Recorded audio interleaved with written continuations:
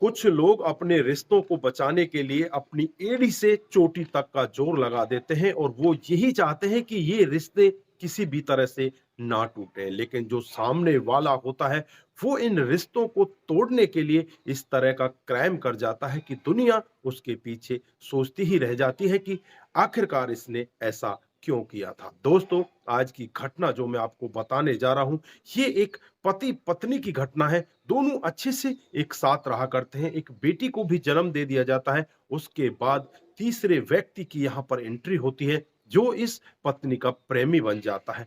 जब पति को इस सब के बारे में पता चलता है तो अपनी पत्नी से कहने लगता है कि ये सब तुम मत करो, ये तुम्हारे लिए ठीक नहीं होगा, हमारा समाज हमें क्या कहेगा। लेकिन यहाँ पर पत्नी उस व्यक्ति के साथ भागने के लिए तैयार हो जाती है। पति उसे हाथ जोड़कर मनाता है, उससे कहता है कि आप रुक जाइए, नहीं तो समाज में हमारी बहुत बड़ी बेइज्जती हो जाएगी। यहाँ पर पत्नी एक शर्त के अनुसार रुकती है और अपने पति से कहती है कि तुम बाहर सोया करोगे और मेरा प्रेमी मेरे साथ कमरे के अंदर सोया करेगा। दोस्तों, पति ये सब कैसे सहन कर सकता है? पति ने ये सहन भी किया और उसको अपने घर पर रखा। एक पति होता है वो तो बाहर सोया करता और जो उसका प्रेमी होता है वो उस कमरे के अंदर सोया करता है। कई दिन तक तो पति इस तरह की घूंट को पीकर रह जाता है, लेकिन कई दिन के बाद जब विरोध करता है तो होता है वहां पर इतना बड़ा कांड। अगर आप भी सुनोगे तो एक बार के लिए आप सोचने के लिए मजबूर हो जाओगे कि आखिरकार ऐसा भी हो सकता है। दोस्तों, उसके बाद पुलिस इस मामले का खुलासा करने के लिए एड़ी से चोटी तक का जोर लगा देती है और सीढ़ियों पर पड़े हुए एक खून के दाग से इस सब का खुलासा होता है। दोस्तों, क्या था पूरा मामला? अगर आप भी जानना चाहते हैं तो वीडियो को जरा सा भी स्किप ना करें। आइए दोस्तों, जानते हैं पूरा मामला क्या था। जय हिंद, आप देख रहे हैं एपीएच न्यूज राहुल रावत के साथ। तो दोस्तों, आज की जो हकीकत की घटना आपको बताने जा रहा हूं, उत्तर प्रदेश में एक जिला पड़ता है गाजियाबाद, यहीं पर एक जगह पड़ती है बहरामपुर। ये बहरामपुर की ही हकीकत की घटना है। 22 दिसंबर 2023 का वाकया होता है। जब स्कूल में से बच्चे पढ़कर अपने घर की तरफ वापस जा रहे होते हैं तो एक खंडर की तरफ बच्चे झांक कर देखने लगते हैं और जैसे ही बच्चे झांक कर देखते हैं तो वहां से आनन फानन में वो शोर मचाने लगते हैं, चीखने लगते हैं, चिल्लाने लगते हैं और वापस भागकर अपने घर की तरफ जाने लगते हैं। जैसे ही लोग बाग बच्चों की आवाज को सुनते हैं तो वहां पर इकट्ठा हो जाते हैं और जब लोग बाग भी उस दृश्य को देखते हैं तो वो भी शोर मचाने लगते हैं। उनमें से ही एक व्यक्ति 112 नंबर पर कॉल कर देता है। 112 नंबर की पुलिस वहां पर पहुंच जाती है और जब खंडर के अंदर जाकर देखा जाता है तो एक डेड बॉडी पड़ी होती है। डेड बॉडी की उम्र लगभग 35 साल होती है और उस व्यक्ति के ऊपर चाकुओं से वार किया होता है। उसके सर से खून निकल रहा होता है, कई जगह उसके शरीर में जख्म के निशान दिखाई देते हैं। पुलिस आनन फानन में ही उसे वहां से उठाती है और उठाकर उसे पोस्टमार्टम के लिए भेज देती है। उसके बाद पुलिस के लिए सबसे बड़ा सवाल कि ये व्यक्ति कौन है और इसको मारने वाला कौन है। पुलिस अपनी तमाम तरह की कोशिशें करती है, आसपास के लोगों से बातचीत करती है, आसपास पर उस फोटोग्राफ को वायरल करती है सोशल मीडिया के जरिए, टेलीविजन के जरिए और इधर जो व्हाट्सएप होते हैं, व्हाट्सएप के जरिए भी लोगों के पास वो फोटोग्राफ्स भेजा जाता है। आसपास के थानों में भी वो फोटोग्राफ भेजा जाता है कि कहीं पर किसी व्यक्ति की कोई गुमशुदगी की खबर है तो हमें बताइए। यहाँ पर हमें एक 35 वर्षीय व्यक्ति की डेड बॉडी मिली है। इस तरह से पुलिस उस फोटो को वायरल करती है, लेकिन 2 दिन के बाद भी कोई वहां पर नहीं पहुंचता। अब पुलिस को ऐसा लगने लगता है कि शायद कोई वारिस ही नहीं, ये तो लावारिस डेड बॉडी है, क्यों ना इसे अब अंतिम क्रियाक्रम के लिए भेज देना चाहिए। उसके पोस्टमार्टम की रिपोर्ट भी आ जाती है, उससे यही पुष्टि होती है कि पहले इसके ऊपर हमला किया गया है, इसको जान से मारा गया, फिर इस खंडर में फेंका गया है। फिर आसपास के लोगों से दोबारा जांच पड़ताल करने की कोशिश करती है, अपने खबरियों को भी काम पर लगा देती है। तो खबरियों में से एक खबरी पुलिस को आकर खबर देता है कि साहब, ये व्यक्ति कोई और नहीं, ये व्यक्ति शुभम गुप्ता है जो जालौन का रहने वाला है। अब पुलिस शुभम गुप्ता के बारे में जांच पड़ताल करती है और उसके घर जालौन पहुंच जाती है। वहां पर उसके बूढ़े माता पिता होते हैं, उनसे जाकर पूछा जाता है कि क्या शुभम आपका बेटा है। तो वो कहने लगते हैं कि हाँ जी, हमारा ही बेटा है। फिर घर वालों से पूछा जाता है कि क्या तुम्हें पता है वो कहाँ पर है? वो कहते हैं कि वो तो बहरामपुर गाजियाबाद में रहता है, वहीं पर उसकी बीवी और बच्चे रहा करते हैं, वो वहीं पर जॉब किया करता है, वहीं रहा करता है। लेकिन जब माता पिता को फोटोग्राफ देखा जाता है कि क्या तुम्हारा शिवम यही है, तो फोटोग्राफ को देखकर वो कहने लगते हैं कि हाँ जी, यही हमारा शिवम है। फिर पुलिस वाले उनको बताते हैं कि इसकी तो मौत हो चुकी है। घर वालों का रो रो कर बुरा हाल हो जाता है, बूढ़ी आंखों से आंसू रुकने का नाम नहीं लेते। उसके बाद उस बताए हुए एड्रेस पर पुलिस पहुंच जाती है जहां पर इसकी पत्नी रहा करती है। वो बहरामपुर में पहुंच जाती है और पत्नी से बातचीत करने की कोशिश करती है कि तुम्हारा पति कहां है। तो पत्नी यहां पर पुलिस को अटपटा जवाब देती है। वो कहती है कि मुझे नहीं पता, मुझे उसके बारे में कोई ज्ञान नहीं है। 2-3 दिन पहले वो यहाँ से मेरे से लड़ाई करके चला गया था, मुझे उसके बारे में कुछ भी नहीं पता। फिर उसे पुलिस बताती है कि तुम्हारे पति की मौत हो चुकी है। पत्नी यहां पर थोड़ा सा शौक में तो आती है, लेकिन पत्नी की आंखों से एक भी आंसू नहीं गिरते। अब पुलिस को यहां पर शक होने लगता है कि कहीं ना कहीं इस पत्नी का ही इस मौत में कोई ना कोई बड़ा हाथ हो सकता है। पत्नी से अपनी शक्ति के साथ पूछताछ की जाती है, उसके मोबाइल की कॉल डिटेल खंगाली जाती है, उसे सर्विलांस पर लगाया जाता है। तमाम तरह की वहां पर खोजबीन चल रही होती है। एक टेस्ट होता है जो बेल्जियम टेस्ट कहा जाता है, जिसे खून के लिए टेस्ट किया जाता है। वहां पर उसके घर के अंदर सीढ़ियों पर एक खून का धब्बा भी मिलता है। उस खून के धब्बे की टेस्टिंग की जाती है, फॉरेंसिक जांच के लिए उसे भेज दिया जाता है। और जब पत्नी से पुलिस अपने रवैये से सख्ती से पूछताछ करती है तो पत्नी टूटती है और एक ऐसा सत्य बताती है जिसे सुनकर हर कोई व्यक्ति दंग हो जाता है। पत्नी कहती है कि साहब, ये मामला साल 2015 से स्टार्ट होता है। साल 2015 में शिवम गुप्ता की हेमी नाम की लड़की से के साथ शादी होती है और शादी के बाद ये पति पत्नी घर में बड़े आराम से रहने लगते हैं। उसके बाद धीरे धीरे कुछ समय बीतता है और साल 2016 आ जाता है। साल 2016 में पति पत्नी की अनबन होती है और अनबन इतनी ज़्यादा बढ़ जाती है, जो पत्नी होती है हेमी, वो अपने पति को छोड़कर यहाँ से चली जाती है।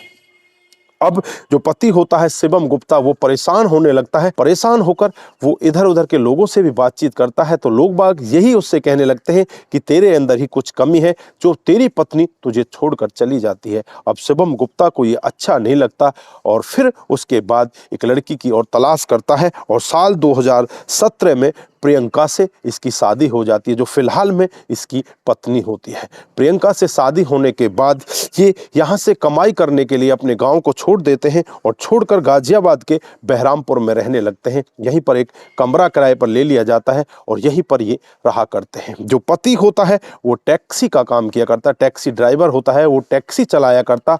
सुबह अपने घर से निकल जाता और शाम को आराम से जब तक उसे काम मिलता वो तब अपने घर पर आया करता। अच्छी खासी वो कमाई करने लगता है। धीरे धीरे इनका इसी तरह से समय व्यतीत होने लगता है।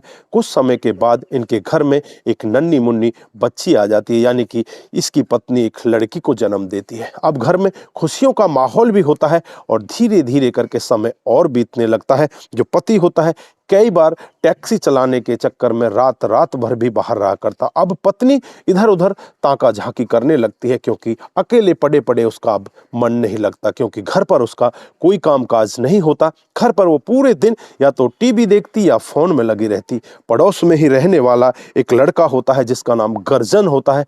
अब गर्जन के साथ ये बातचीत करने लगती है और बातचीत का सिलसिला इस कदर आगे बढ़ता है कि ये घंटों घंटों एक दूसरे के साथ बातचीत करने लगते हैं और फिर एक दूसरे के साथ ये जीने मरने की कस्में भी खाने लगते हैं। एक दूसरे के साथ प्यार प्रसंग में हो जाते हैं। जब ये पहली बार एक दूसरे के साथ संबंध बनाते हैं तो एक दूसरे को बहुत ही ज्यादा अच्छा लगता है। फिर ये लगातार एक दूसरे के साथ इसी तरह के संबंधों में होते हैं। कई महीनों का समय इसी तरह से बीत जाता है और कई महीने के बाद जो पति होता है शिवम गुप्ता, उसको इस सब के बारे में भनक लग जाती है। पति को भनक लगने के बाद वो अपनी पत्नी के साथ लड़ाई करता है। उससे कहने लगता है कि जो तुम कदम उठा रही हो वो बहुत ही गलत है। पत्नी अपने पति से कुछ भी नहीं कहती और एक दिन चुपचाप वो यहाँ से फरार हो जाती है। फरार होकर जो अपना प्रेमी होता है उसका गर्जन सिंह, उसका घर बलिया में होता है, उसके घर बलिया पहुंच जाती है और वहीं पर जाकर जाकर रहने लगती है। जैसे ही शाम को पति घर पर आता है, ना तो अपनी बच्ची को घर पर देखता, ना ही अपनी पत्नी को घर पर देखता, बहुत ज़्यादा परेशान हो जाता है। आसपास के लोगों से भी बातचीत करने की कोशिश करता है, लेकिन किसी को कानो कान खबर नहीं होती कि पत्नी गई तो गई कहाँ। उसके बाद पति अपनी पत्नी के फोन पर फोन करता है, तो पत्नी फोन उठा लेती है और उससे कहने लगती है कि मैं तो अपने प्रेमी गर्जन सिंह के साथ हूं और मैं अब तुम्हें छोड़ चुकी हूं, मैं इसी के साथ रहना चाहती हूं। पति को बहुत बुरा लगता है, क्योंकि पहली पत्नी भी पति को छोड़कर जा चुकी थी। वहां पर भी लोग बागों के ताने पति ने बहुत ज्यादा सुने थे, आज फिर से पति को इस तरह के ताने सुनने पड़ेंगे। पति बहुत ज्यादा परेशान होकर एक फैसला लेता है और खुद अपनी पत्नी को लेने के लिए बलिया पहुंच जाता है। बलिया में पहुंचने के बाद पत्नी के हाथ पैर जोड़ता है, उससे कहने लगता है कि मेरी बदनामी तुम मत करो, मेरे साथ वापस चलो, मैं ऐसे नहीं रह सकता, मैं अपनी बदनामी नहीं सहन कर सकता। उसके बाद पत्नी चलने के लिए तो तैयार हो जाती है, लेकिन यहाँ पर एक शर्त रखती है और शर्त में वो यही कहती है कि जो मेरा प्रेमी है वो भी हमारे साथ ही रहेगा। अब पति के दिल पर क्या गुजर रही होगी, लेकिन पति यहाँ पर करे तो क्या करे, उसे बदनामी का डर था और इस वजह से वो ये शर्त भी मान लेता है और उसके प्रेमी को भी अपने साथ लेवा लाता है और फिर वापस आकर बहरामपुर में ही एक कमरा किराए पर लेकर ये सभी लोग रहने लगते हैं।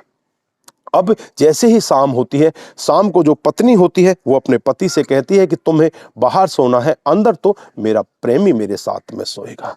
अब पति जब इस तरह की बातें सुनता है तो पति के मानो पैरों तले जमीन खिसक जाती है कि ये हो क्या रहा है, तूने कौन सा कदम उठा लिया, तू करने क्या जा रहा है। तो खुद अपनी पत्नी को किसी दूसरे गैर व्यक्ति के साथ रात को सोते हुए देखेगा और तू बाहर सोएगा। लेकिन यहाँ पर पति करे तो क्या करे, वो कुछ भी नहीं कर पाता, चुपचाप बाहर जाकर सो जाता है। ये पहला दिन होता है और जैसे ही अगला दूसरा दिन आता है, दूसरे दिन भी यही उसके साथ में होने वाला होता है। लेकिन यहाँ पर पति अब विरोध करने लगता है और कहने लगता है कि ऐसा नहीं हो सकता और मैं इसको अंदर नहीं सोने दूंगा, इसे तो यहाँ से अब जाना ही पड़ेगा। पत्नी यहाँ पर कहती है कि तो फिर मैं इसके साथ चली जाती हूँ, तुम अपने घर को संभालो, अपने घर पर रहो। लेकिन यहाँ पर जो पति होता है वो एकदम गुस्से में आता है, गुस्से में आकर कहने लगता है कि मैंने तुम्हारी बहुत सारी बातें सहन कर ली, लेकिन अब मैं एक भी बात सहन नहीं कर सकता, अब इसे बाहर जाना होगा और तुम्हें यहीं पर रहना होगा। पत्नी जब इस तरह की बातें सुनती है तो अपने प्रेमी के पास पहुंचती है, प्रेमी से बातचीत करती है और बातचीत इन दोनों की इस तरह से होती है, दोनों एक फैसला लेते हैं कि क्यों ना अब इसे रास्ते से हटा दिया जाए, नहीं तो ये हमें जीने नहीं देगा, ये हमारे चैन सुकून को सबको छीन लेगा। उसके बाद 21 दिसंबर 2023 की रात को जब पति खाना पीना खाकर सो जाता है और तभी जो पत्नी होती है उसके कमरे के अंदर जाती है और कमरे के अंदर जाने के बाद उसका गला दबाने लगती है। पति पत्नी से ताकत में ज्यादा होता है, उसे फेंक देता है और इधर जो इसका प्रेमी होता है ये सब देख रहा होता है। प्रेमी तुरंत ही अपने साथ एक चाकू लेकर आया था, उस चाकू से पति के ऊपर वार करने लगता है। इधर पत्नी अपने पति के हाथ पैरों को पकड़ लेती है, प्रेमी उसके ऊपर चाकू से लगातार वार करता है, कई बार उसके ऊपर किए जाते हैं और उसे वहीं पर लहूलुहान कर दिया जाता है और उसे वहीं पर मौत के घाट उतार दिया जाता है। फिर उसे एक बोरे के अंदर पैक किया जाता है, बोरे के अंदर पैक करने के बाद रात को ही खंडर में जाकर उसे फेंक दिया जाता है। फिर दोनों घर वापस आते हैं और घर में सफाई करने लगते हैं। हार्पिक से हर जगह जो खून के धब्बे होते हैं उन सबको मिटाने की कोशिश की जाती है, सभी खून के धब्बों को मिटा दिया जाता है। इधर जो प्रेमी प्रेमिका होते हैं वो सोच रहे होते हैं कि तुमने सारे सबूत मिटा दिए हैं, लेकिन यहाँ पर क्राइम चाहे कितने ही सातिर तरीके से कर दिया जाए, कोई ना कोई अपने पीछे सबूत छोड़ जाता है। यहाँ पर भी ये अपने पीछे एक सबूत छोड़ जाते हैं। सीढ़ियों पर खून की एक धार जो कि पुलिस को दिखाई देती है वो यहाँ पर इनसे छूट जाती है और जब पुलिस यहाँ पर आती है उस खून की धार की वजह से, इसकी कॉल की डिटेल की वजह से इनके ऊपर शक करती है और शक की वजह से इन्हें अपनी गिरफ्तारी में लेती है और गिरफ्तारी के बाद जब इनसे पूछताछ की जाती है तो इस पूरे मामले का खुलासा होता है। दोस्तों, जब पुलिस भी ये पूरा मामला सुन रही होती है तो पूरे मामले को सुनकर एक बार के लिए सदमे में आ जाती है, एक बार सोचने के लिए मजबूर हो जाती है कि आखिरकार अवैध संबंधों के चलते हुए औरत कितनी नीचे गिर जाती है। इसने अपनी छोटी सी मासूम सी 1 साल की बच्ची का भी ख्याल नहीं किया, उसका क्या हाल होगा। खुद अपने पति को तो ये रास्ते से हटा देती है और आज ये प्रेमी प्रेमिका दोनों के दोनों जेल के अंदर चले जाते हैं और एक छोटी सी नन्ही सी 1 साल की बच्ची रोती बिलखती इनके पीछे रह जाती है। तो दोस्तों, ऐसी पत्नी के बारे में आपकी क्या राय है? आप क्या कहना चाहते हैं? आपकी जो भी राय है एक बार कमेंट बॉक्स में जरूर दीजिएगा। दोस्तों, इस घटनाक्रम को सुनाने का उद्देश्य सिर्फ आप लोगों को जागरूक करना है, आपको बताना है कि इस तरह के क्राइम भी हमारे समाज में हो जाया करते हैं। यहाँ पर पति अपने रिश्ते को बचाने के लिए कहाँ तक पहुंच जाता है, उसके प्रेमी को भी अपने घर में शरण दे देता है, लेकिन यहाँ पर पत्नी इस तरह से क्रूर हो जाती है, इस तरह से उस प्रेमी के प्यार में पड़ जाती है, वो अपने पति के इस काम को भी नहीं देखती और अपने पति को इस तरह से अपने प्रेमी के साथ मिलकर रास्ते से विदा कर देती है। तो दोस्तों, आप जहां भी रहें सतर्क रहें, सावधान रहें और ऐसे क्राइम को अपने आसपास ना होने दें। नमस्कार, जय हिंद,